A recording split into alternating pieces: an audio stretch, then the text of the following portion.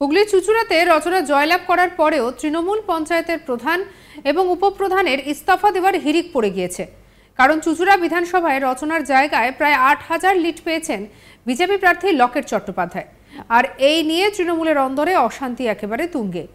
তৃণমূলের বিধায়ক অসিত মজুমদারের বিরুদ্ধে তোপ দাগলেন খোদ তৃণমূলের কাউন্সিলর। হুগলি লোকসভা কেন্দ্রে জিতলেও হুগলির ৭টি বিধানসভার মধ্যে ৩টিতে পরাজয় হয়েছে তৃণমূল প্রার্থী রচনা বন্দ্যোপাধ্যায়। আর তার মধ্যে সবথেকে বেশি ব্যবধান চুঁচুড়া বিধানসভায়। সেখানে লকেট চট্টোপাধ্যায়কে রচনা বন্দ্যোপাধ্যায় থেকে ৮,২৮৪টি ভোট বেশি দিয়েছেন চুঁচুড়ার ভোটাররা। তাই দলের প্রার্থী জিতলেও চুঁচুড়া তৃণমূল নেত্রী এবং নেতা কর্মীদের আনন্দ যেন একেবারে ফিকে হয়ে যায় অনেকটাই। হারের কারণ পর্যালোচনা করতে চুঁচুড়া বিধানসভার অন্তর্গত ব্যান্ডেল, দেবানন্দপুর, কোদালিয়া ১ এবং ২ নম্বর গ্রাম পঞ্চায়েত এবং হুগলি চুঁচুড়া পুরসভার কাউন্সিলরদের নিয়ে বৈঠক করেন বিধায়ক। সংশ্লিষ্ট পঞ্চায়েতগুলির প্রধান উপপ্রধানরা মগরা বিডিও অফিসে গিয়ে পদত্যাগ করেন কোদালিয়া ২ নম্বর গ্রাম পঞ্চায়েতের উপপ্রধান সুচেতা মান্না পাল।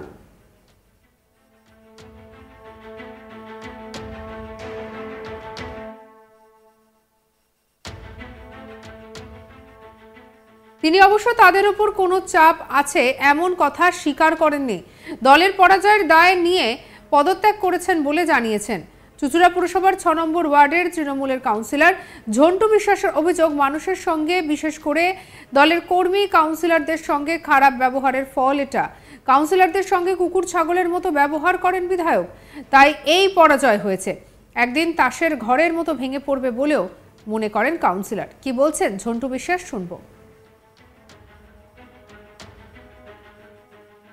আর কি এই চুঁচুড়াবাসী আর কি জানে আর কি এমন আর কি এমন ব্যবহার মানুষ আর কি মুখ ঘুরিয়ে নিয়েছে চুঁচুড়ার দিক থেকে। মানুষ কার ব্যবহারের কথা বলছে? চুঁচুড়ার এমএলএ ব্যবহার এরকম আর কি, এমন কর্মীদের সঙ্গে ব্যবহার করে, এমন যাচ্ছে তাই যা করে, কাউন্সিলরদেরকে কাউন্সিলর মনে করে না, সব কুকুর ছাগল মনে করে। ওই জন্য তো আর কি আজকে এই চুঁচুড়ার হার, সেই তার ব্যর্থতা পুরো এখানে পড়েছে। তো ওনার সঙ্গে তো কাউন্সিলররা যায়, যে কোনো ডাকে যায়, যে ওই তো বললাম তো যায়, তারা যায়, ঠিক আছে, দলের সাথে যায় আর কি, রকম আছে যায় আছে, সব তাসের ঘরের মতন ভেঙে পড়বে, বুঝতে হবে, আমরা সবাই দেখতে পাবে সব কিছু কী হবে। যদি এ বিষয়ে চুঁচুড়ার বিধায়ক অসিত মজুমদার বলেন যে আমি এই সিদ্ধান্তকে নৈতিকভাবে সমর্থন করি, মানুষের রায় আমরা দেখেছি, তাই এই প্রধান উপপ্রধানের সিদ্ধান্তকে সম্মান করি। কি বলছেন তিনি, শুনবো। দেখুন, আমি এদেরকে নৈতিকভাবে সমর্থন করি। মানুষের রায় এই পঞ্চায়েতগুলোর বিরুদ্ধে আমরা দেখেছি। অতএব প্রধান উপপ্রধান যে সিদ্ধান্ত নিয়েছে, সঠিক সিদ্ধান্ত নিয়েছে, আমি ওদেরকে ধন্যবাদ জানাই। মানুষের রায়কে ওরা শ্রদ্ধা সহ মেনে নিয়েছে। আমি বসবো অন্যান্য মেম্বারদের নিয়ে, বসে আবার সিদ্ধান্ত নেব কী হবে। দীর্ঘদিন তো পড়ে থাকবে না, আমরা ঠিক করব। এরা নৈতিকভাবে আমি ওদের এই ডিজাইনকে সমর্থন করছি। হঠাৎ কেন মানে হেরেছে তাই জন্য রিজাইন দিতে হলো? এটাই তো নৈতিক দায়িত্ব। আপনারা ভারতবর্ষের ইতিহাস জানেন না, যারা বিবেক আছে তারা তো এইসব করে। জওহরলাল নেহরুর প্রধানমন্ত্রী ছিলেন, লাল বাহাদুর শাস্ত্রী রেলমন্ত্রী ছিলেন, একটা রেলপথ অ্যাক্সিডেন্ট হয়েছিল, তিনি ডিজাইন করেছিলেন। এটাই তো ঠিক। আজকালকার যুগে এসব তো নেই। এই প্রধানগুলো ডিজাইন করে প্রমাণ করলো যে এদের বিবেক আছে। কাজের কোনো ব্যাঘাত হবে পরিষেবার ক্ষেত্রে? 2-4 দিন হবে, আবার ঠিক হয়ে যাবে। 2-4 দিন নিশ্চয়ই হবে, নোটিফিকেশান হবে, 2-1 দিন লাগবে। আমি দেখছি, আমরা নজর রাখছি। বাট এরা যে রিজাইন দিয়েছে, আমি এদের ধন্যবাদ জানাই। তাহলে কি আবার বাই ইলেকশন হতে পারে? না, বাই ইলেকশনের কোনো প্রশ্নই নেই। আপনারা এই বোকা কথা বলেন। প্রধানের চেঞ্জ হতে পারে, উপপ্রধানের চেঞ্জ হতে পারে, বাই ইলেকশন কখনো হয় নাকি? বিজেপি নেতা সুরেশ সাউ বলেন যে পরাজয়ের দায় যদি নিতেই হয় তাহলে বিধায়ক কেন নিচ্ছেন না? তিনি তো চুঁচুড়ার অভিভাবক। কি বলছেন সুরেশ সাউ, শোনাবো।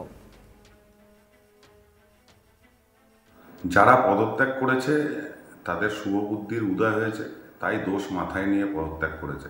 আমার মনে হয় এই পদত্যাগ সবার প্রথমে চুঁচুড়ার বিধায়কের করা উচিত ছিল, কারণ তিনি এই চুঁচুড়া বিধানসভার গার্জিয়ান। সুতরাং আজকে ছোটরা পথ দেখিয়ে দিচ্ছে, এটা দেখে খুব খারাপ লাগছে। বড়দের দেখানো পথে ছোটদের হাঁটা উচিত, সেই জায়গায় দাঁড়িয়ে এখানে উলটপুরাণ চলছে। দায় শুধু এই পঞ্চায়েতের যারা প্রধান, যারা উপপ্রধান, তারা কেন নেবে? বিধায়ক কেন নেবে না? তো আজকে আমার মনে হয় চুঁচুড়া বিধানসভার বিধায়ক সহ যত দায়িত্বপ্রাপ্ত তৃণমূলের নেতারা রয়েছে, এমনকি ওয়ার্ডেও, তাদের সকলকে পদত্যাগ করা উচিত এই হারের দায় মাথায় নিয়ে। আর এদিকে হুগলি চুঁচুড়াতে রচনা জয়লাভ করার পরেও তৃণমূল পঞ্চায়েত প্রধান এবং উপপ্রধানের ইস্তফা দেওয়ার হিড়িক পড়ে গেল। কারণ চুঁচুড়ার বিধানসভায় রচনার জায়গায় প্রায় ৮,০০০ লিড পেয়েছেন বিজেপি প্রার্থী লকেট চট্টোপাধ্যায়। আর এই নিয়ে তৃণমূলের অন্দরে অশান্তি তুঙ্গে।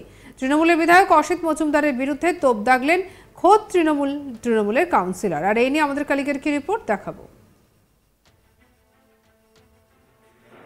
হুগলি লোকসভা কেন্দ্রে তৃণমূল প্রার্থী অভিনেত্রী রচনা ব্যানার্জি প্রায় ৮০,০০০ ভোটে জয়লাভ করার পরেও হুগলি জেলার বিভিন্ন জায়গায় কিন্তু তৃণমূলের অন্দরমহলে ফাটলের চিত্র ধরা পড়ল। একেবারে হুগলি চুঁচুড়া বিধানসভায় তৃণমূল গোষ্ঠী দ্বন্দ্ব যেন চরম সীমায় পৌঁছে গেছে। হুগলির চুঁচুড়া বিধানসভা অন্তর্গত কোদালিয়া ১, কোদালিয়া ২, ব্যান্ডেলের দেবানন্দপুরে পঞ্চায়েত প্রধান, উপপ্রধান, পঞ্চায়েত সদস্যরা তারা কিন্তু ইস্তফা দিয়েছেন। তারা জানাচ্ছেন যে এই বিধানসভায় কিন্তু এই চুঁচুড়া বিধানসভায় মানে অন্য বিধানসভায় মোট হুগলি জেলার ৭খানা বিধানসভায় ৪টিতে রচনা ব্যানার্জি বিপুলভাবে জয়লাভ করেছেন, কিন্তু ৩টে বিধানসভায় বিজেপি তৃণমূলের ভরাডুবি হয়েছে। লকেট চ্যাটার্জি কিন্তু হুগলি চুঁচুড়া বিধানসভায় প্রায় ৮,০০০ ভোটের ব্যবধানে লিড নিয়েছিলেন। তারপরে তৃণমূলের অন্দরমহলেই অশান্তি সৃষ্টি হয়। এই পঞ্চায়েত উপপ্রধানরা তাদের মধ্যে কিন্তু রিজিগনেশন দেওয়ার হিড়িক পড়ে যায়। তারা রিজিগনেশন দেয়। তারা কিন্তু অন্যদিকে তৃণমূলের মানে কাউন্সিলর হোক বা তৃণমূলের নেতৃত্ব তরফ থেকে কিন্তু এই চুঁচুড়া বিধানসভায় তৃণমূলের ভরাডুবির জন্যে বিধায়ককে সরাসরি মানে কাঠধারায় দাঁড় করা হয়। তাদের বক্তব্য যে বিধায়ক পার্টির নেতা কর্মীদের সঙ্গে ভালো ব্যবহার করেন না, সাধারণ মানুষের সঙ্গেও ওনার ব্যবহার ভালো নয়। তার ফল যে অন্য জায়গায় বিপুলভাবে তৃণমূল প্রার্থী রচনা ব্যানার্জি জয়লাভ করার সত্ত্বেও এই চুঁচুড়া বিধানসভায় তৃণমূলের ভরাডুবি হয়েছে। অন্যদিকে কিন্তু বিধায়ক বলেছেন এটা কিছু ব্যাপার নয়। হ্যাঁ, আমরা আমাদের দল পর্যালোচনা করছে কেন এই বিধানসভায় আমাদের ভোট পার্সেন্টেজ কমেছে। আমরা কিন্তু মূল কারণ সঙ্গে রাখুন আজ তাক বাংলাকে সাবস্ক্রাইব করতে ভুলবেন না।